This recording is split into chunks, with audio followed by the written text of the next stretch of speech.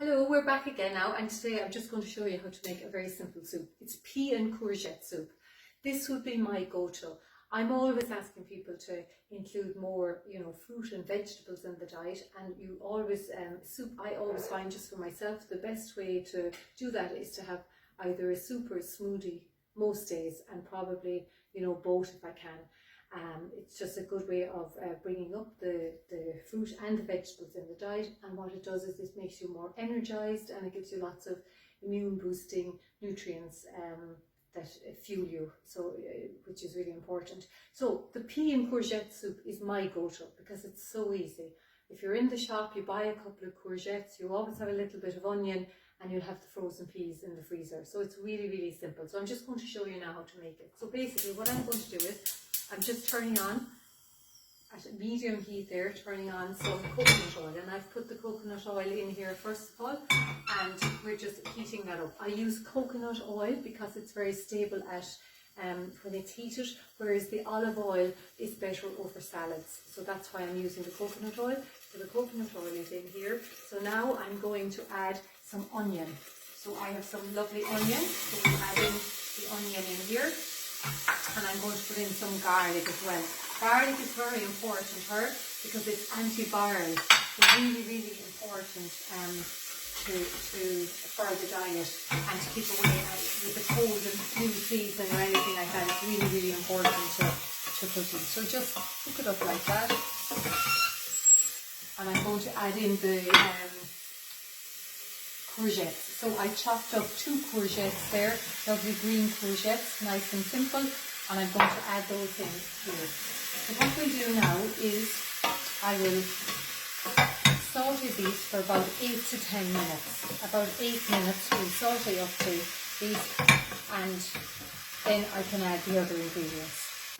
This is all lovely and soft. You would probably allow about 8 minutes. It depends really on the size of the courgettes. You might be able to, if the courgettes are smaller, it would be about 6 minutes. 5 to 6 minutes would be enough time. And now what I'm going to do is I'm going to add the stock. I have today, the stock I'm using today is the bouillon, chicken bouillon. But you could use vegetable bouillon as well, or if you have a food intolerance and allergy, you could use something like the vegetarian bouillon here. And it's yeast free and dairy free and all of that, so it really depends. So I'll add this now to it.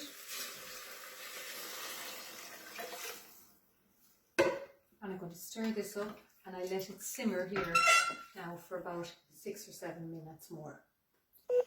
So now, having left it boiled up my mixture here, I'm after letting it simmer, and we're ready to now add the peas. So just frozen peas, add them into it, and let this simmer again for another 4 to 5 minutes. So now here we are with the peas simmered for 4 to 5 minutes, and what I do now is I'll blend it up. So I have it all blended up here now. You can use a hand blender, or you can use some other kind of blender. Blend it all up, and it looks absolutely beautiful, lovely and green and alkalizing. So what I'm going to do now is I'm going to pop it into a soup bowl, and I'm going to have it for my lunch. So there you go, that's the soup. What I always do is when I'm doing my shopping, I buy basil, lots of basil. Basil is a lovely herb, it's very good for us. Medicinally, herbs and spices are brilliant for us. So I'm using basil, and this basil has been growing on my windowsill. So I'm going to just put a little bit into the soup.